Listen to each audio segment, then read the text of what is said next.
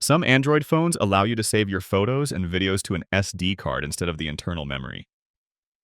On a Samsung Galaxy like mine, I can go to the camera app and tap these four dots to open the settings, and then tap the gear icon on the far left to view more camera settings.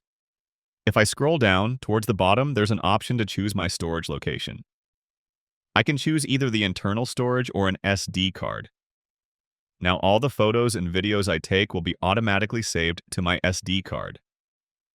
Not every Android phone gives you this option, so whether you have it or not depends on the phone model you have.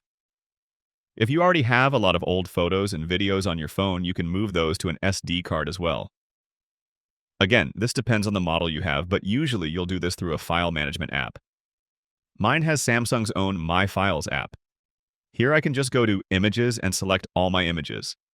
Then from the bottom choose Move, and from the next menu I'll make sure to move it from the internal storage to my SD card. Then pick a folder where I want them to go and confirm the move.